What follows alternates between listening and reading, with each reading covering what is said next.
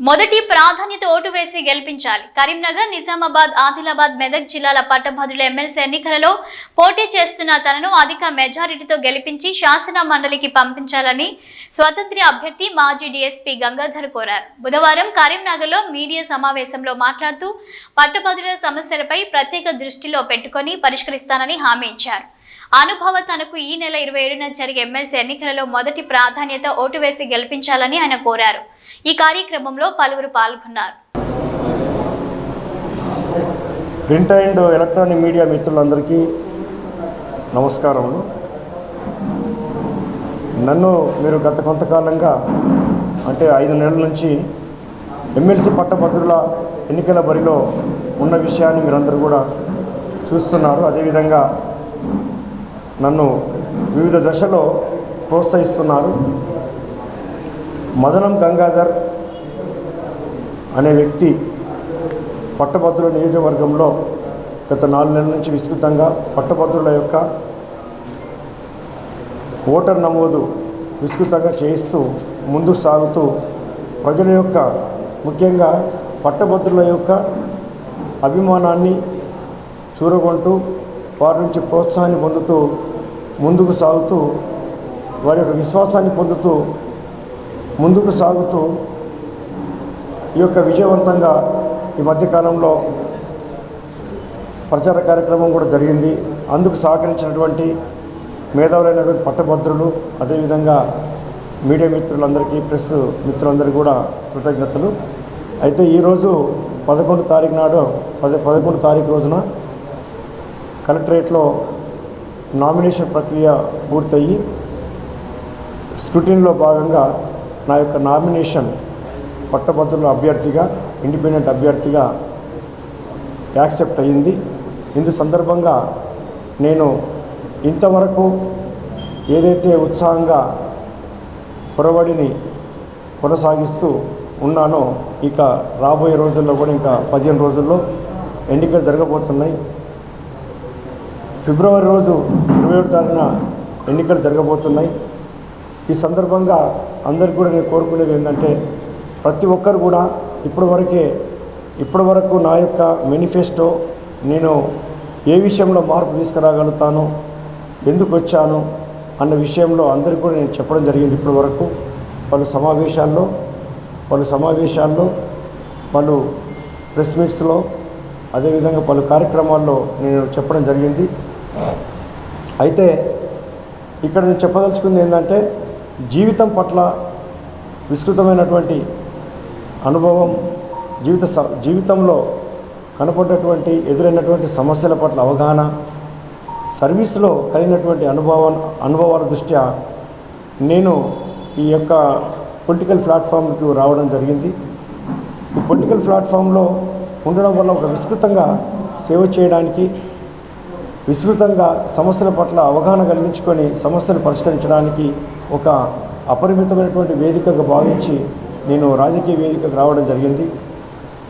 అయితే ఎక్కడైతే సమస్య ఉంటుందో, ఎక్కడైతే పరిష్కారం ఉంటుందో అక్కడనే మనం పుట్టి పెరిగాం కాబట్టి మనలాంటి వాళ్ళము ఈ సమాజంలో వ్యవస్థలో మార్పు తేవడానికి అవకాశం ఉంటుంది.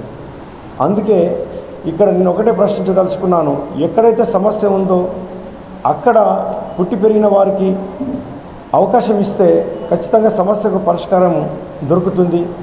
సమస్యకు పరిష్కారం దొరికే విధంగా, సమస్యను విశ్లేషించే విధంగా నైపుణ్యాన్ని కలిగి ఉన్న వారిని చట్టసభలో పంపిస్తే ఖచ్చితంగా వ్యవస్థలో మార్పు అవడానికి అవకాశం ఉంటుంది.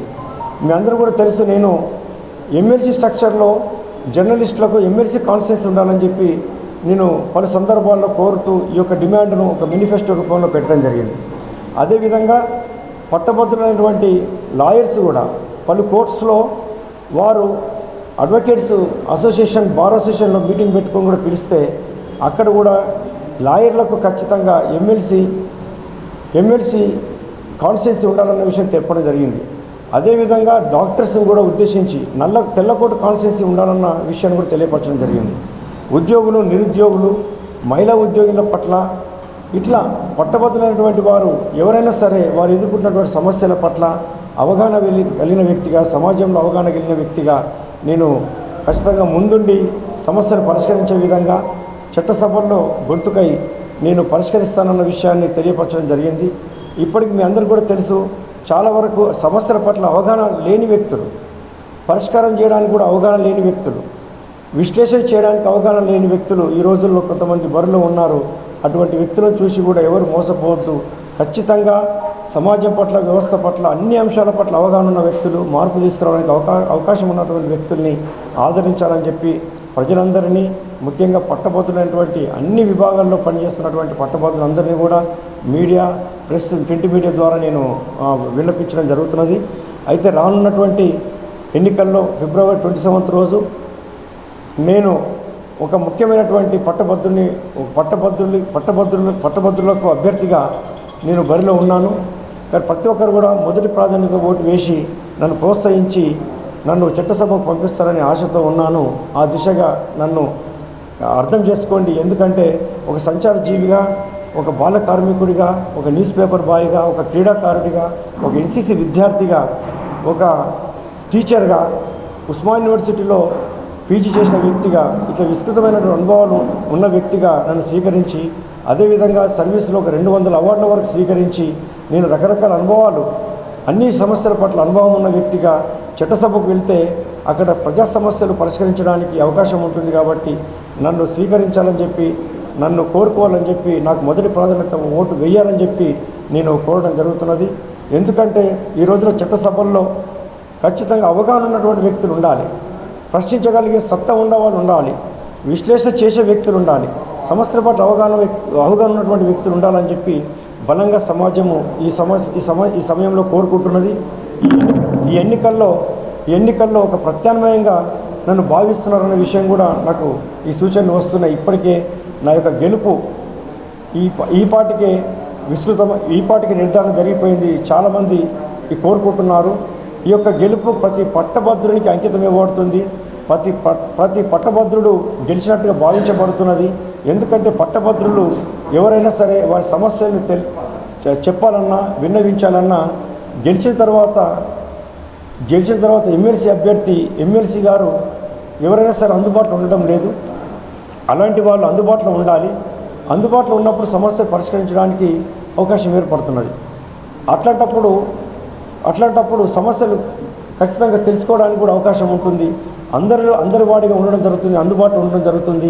ప్రతి ఒక్కరు కూడా అందరూ కూడా అర్థం చేసుకొని ఈ యొక్క నేపథ్యం ఉన్నటువంటి నాకు, జీవితం పట్ల, సర్వీస్ పట్ల పూర్తి అవగాహన ఉన్నటువంటి నాకు ఖచ్చితంగా గుర్తిస్తారని, అదేవిధంగా నన్ను ముందు తీసుకుపోతారని చెప్పి అందరినీ కూడా నేను ప్రింట్ మీడియా ద్వారా, ప్రెస్ మీడియా ద్వారా నేను అందరినీ కోరుకుంటూ నమస్కరిస్తున్నాను. Thank you.